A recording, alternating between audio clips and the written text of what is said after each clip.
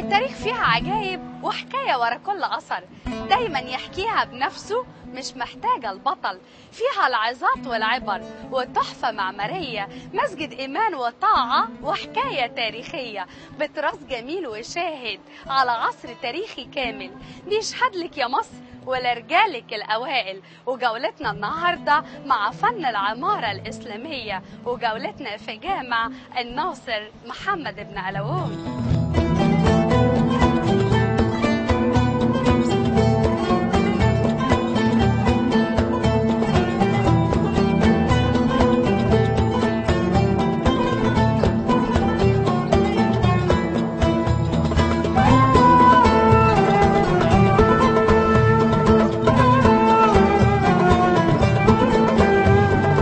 يميز مدرسة الناصر محمد بن قلاوون المدخل، فهو باب رخامي على الطراز القوطي، وهو طراز أوروبي يتميز بالعرض المدبب، وهذا نتيجة أن المدخل كان باب كنيسة في عكا، فتم تغيير بعض ملامحه مثل خلع الصلبان ووضع نص كتابي إنشائي به اسم المنشئ.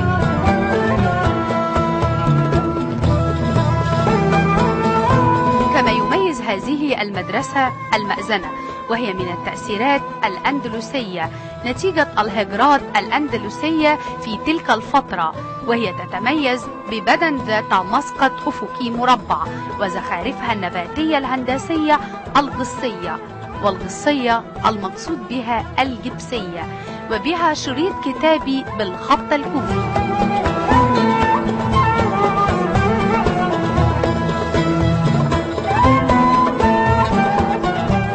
مدرسة الناصر محمد ابن قلاوون بشارع المعز لدين الله الفاطمي بمنطقة النحاسين.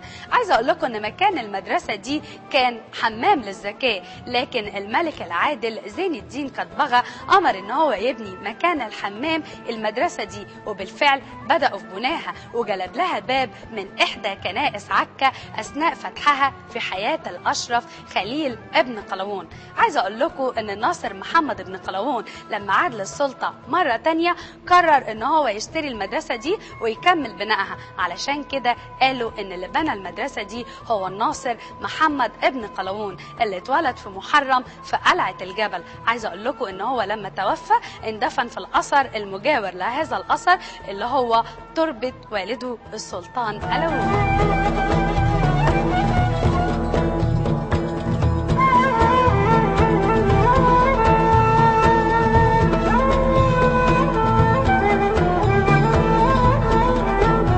المدرسة تتكون من صحن أوسط مكشوف به 4 إيوانات، أكبرها إيوان القبلة، واللي بيميز إيوان القبلة محراب الخلاب ذات العواميد الرخامية اللي بينتهوا بتاج بيحمل أوراق قرنسية بتسمى بالتاج القرنسي، وهو اسم لأوراق نباتية.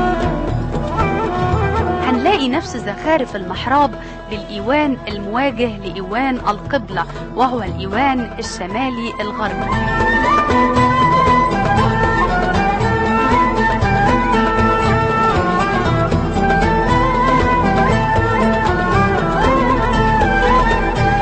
مدرسة الناصر محمد بن قلاوون كان أساسها مدرسة للتدريس وليست جامع للصلاة، وده على حسب رغبة المنشئ.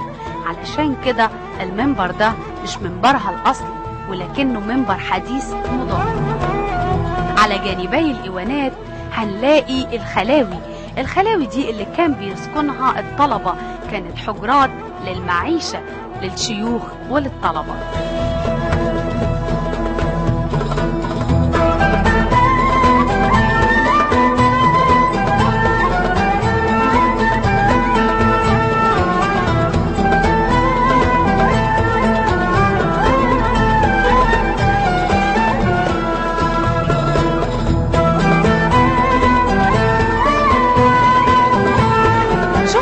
البراعة وحب الخير لمصر في مكان إيمان وطاعة وزخارف ملهاش حصر، والبصمة لسه باقية على جدران المكان في الرواق أو القبلة أو داخل الإيوان. ونداء الله أكبر بتقوله المأذنة بتاخدنا لدنيا تانية لعبير الأمكنة، صوتها في كل وقت في نهار وغروب وفجر، بيرجعنا لزمان وبيرجعنا لجولة تانية. وانتظرونا معاكم في جولة تانية من حكاية قصر.